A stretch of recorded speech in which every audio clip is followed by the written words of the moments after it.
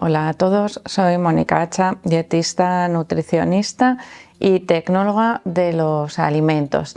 En cuestión de salud siempre se dice que más vale prevenir que curar, pero tenemos diferentes tipos de prevención. Especialmente vamos a hablar evidentemente de la prevención asociada a la nutrición.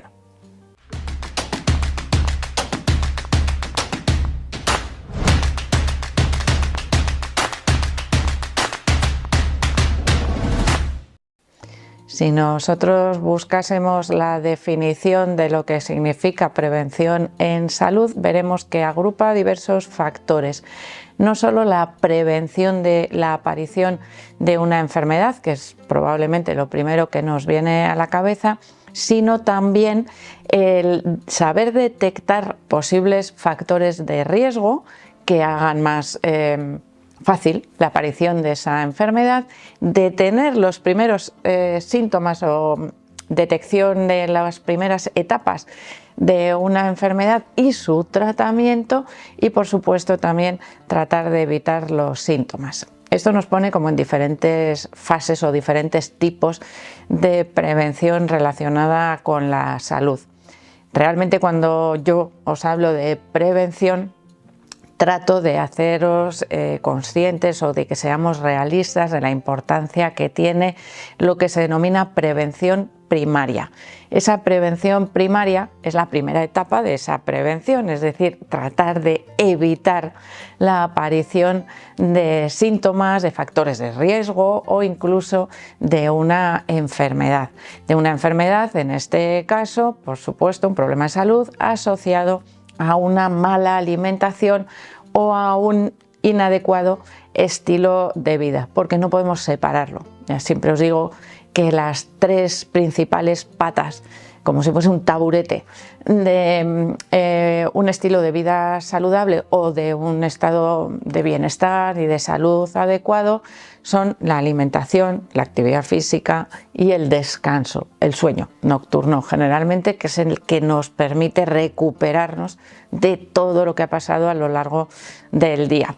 No solo físicamente, sino internamente es cuando tienen lugar todos los procesos de regeneración y de recuperación de nuestro organismo. Y muchas veces no le dejamos recuperarse adecuadamente por falta de horas de sueño o por interferencia con otros procesos como podría ser, por ejemplo, la digestión.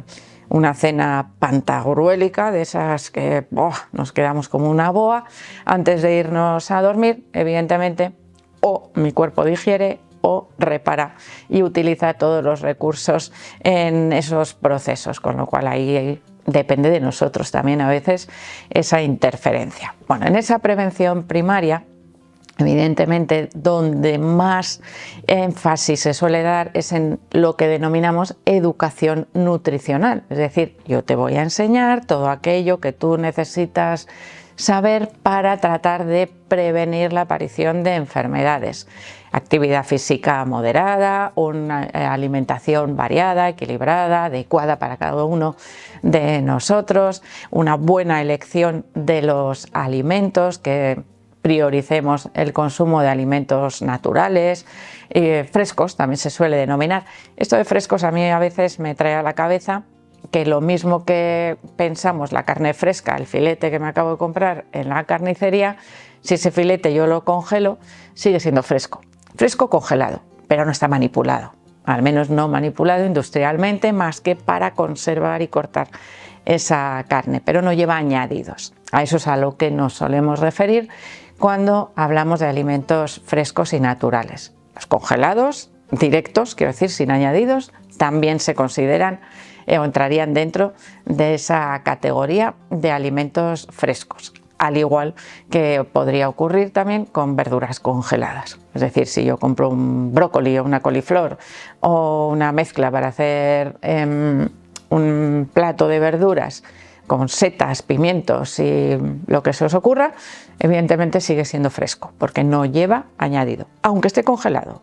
Si ya lleva salsas o lleva marinados o lleva otro tipo de ingredientes, ya no es fresco, ya es procesado. Y en ese caso tenemos que valorar si nos interesa o no.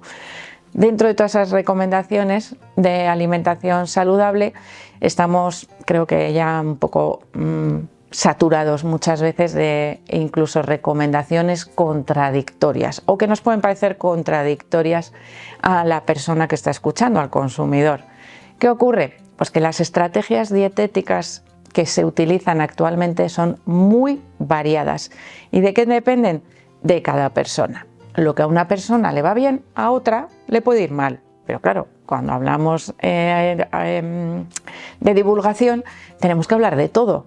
Y claro, es que fulanito ha dicho que es mejor comer poca cantidad muchas veces al día. No, es que fulanito ha dicho mejor que es mejor comer 2 días, que nada de picotear entre horas. Depende de la persona de la que estemos hablando, depende de su estilo de vida, depende de sus requerimientos, depende de un montón de factores diferentes. Por eso tenemos que saber elegir también lo que nos va bien a cada uno de nosotros.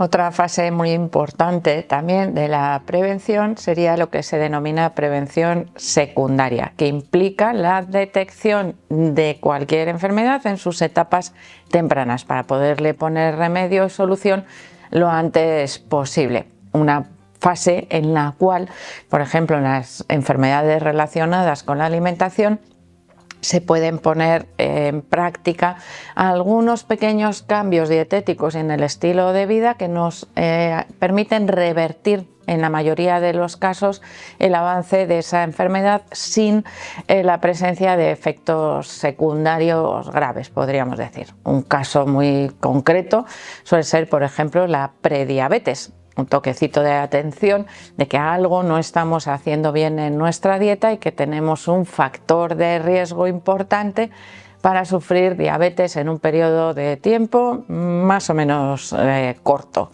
Con lo cual, los cribados que se suelen hacer, por ejemplo, a nivel de salud pública, como por ejemplo el cribado del cáncer de colon, analíticas o chequeos anuales para detectar algún tipo de, vamos a decir, alteración en las analíticas, como la glucemia, el colesterol elevado, los triglicéridos, transaminasas que puedan estar afectando el funcionamiento del hígado.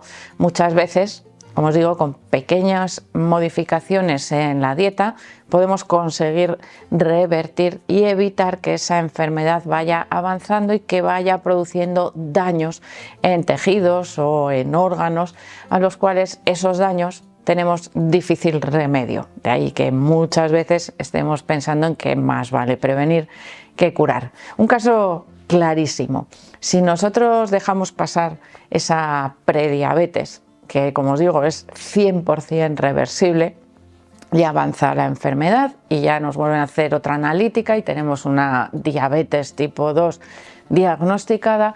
¿Qué ocurre? Que durante todo ese tiempo, hasta que yo digo, ahora ya sí, la diabetes, bueno, voy a empezar a plantearme en serio algún cambio, medicación, todo lo que me vayan diciendo, porque realmente a largo plazo, bueno, pues los efectos secundarios, los problemas de salud que aparecen, pues pueden ser muy graves. ¿Qué ocurre? Que empezamos a pensar en esos problemas a futuro cuando ya se ha estado produciendo el daño, aunque no haya aparecido el problema. Me explico.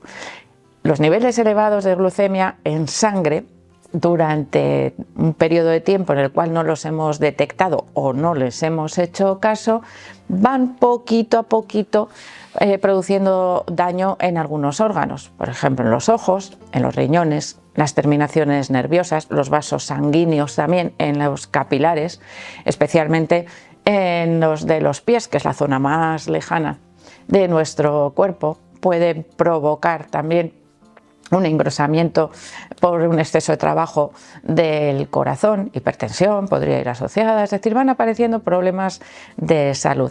Esto es como una gota que va cayendo siempre en una piedra y va haciendo un agujerito. Yo puedo quitar la gota, quito la gotera, no hay ya más agujerito, pero ese agujerito o lo tapo o sigue ahí toda la vida, es decir, yo le puedo poner un parche, pero esa piedra no se va a regenerar, no va a volverse a su forma original. Pues lo mismo ocurre con la diabetes, que sería como esa gota. Yo quito la gota, quito la diabetes, la revierto, que es posible mantener unos niveles de glucemia normales con dieta, pero no puedo evitar o no puedo revertir el daño que se haya producido en esos órganos. Que si lo hemos cogido a tiempo puede que no sea muy grave, pero si es tarde, igual los riñones dejan de funcionar. Con lo cual es importantísima esa prevención secundaria, es decir, ponerle remedio antes de que ocurra el daño. Y después tendríamos también la prevención terciaria, que sería, yo ya no le llamaría prevención, porque realmente es el tratamiento dietético asociado a una enfermedad. La prevención secundaria, por ejemplo, en el caso de la diabetes, sería cuando aparece esa prediabetes.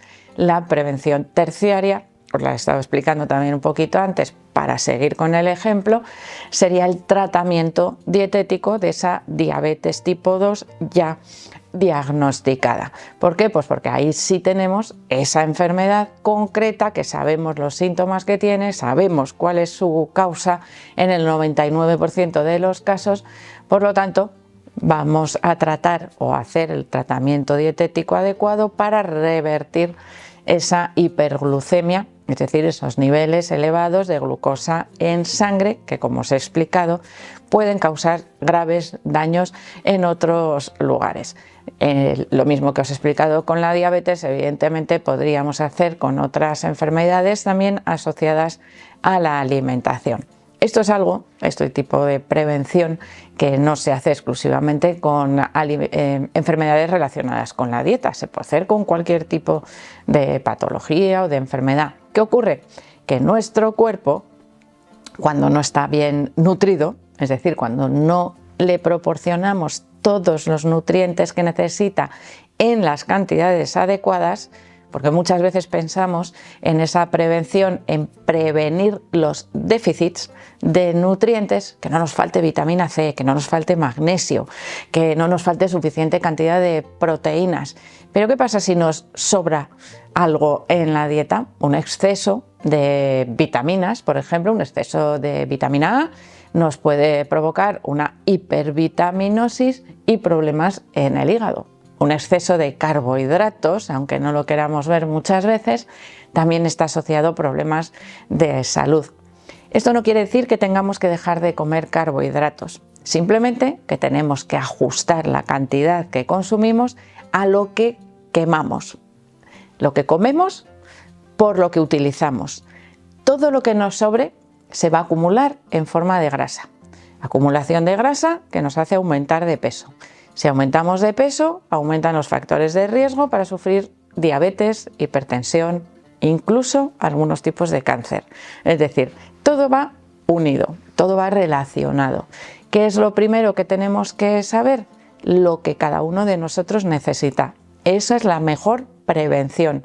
Conocer nuestros requerimientos para de esa manera poder adaptar la dieta, poderla utilizar para la prevención, para mejorar nuestro estado de salud, no solo en el momento, sino a futuro. Y cuando hablamos de prevención a futuro, hay algo que siempre me viene a la cabeza y es la osteoporosis, por ejemplo, que podríamos decir, ¿es una enfermedad relacionada con la dieta?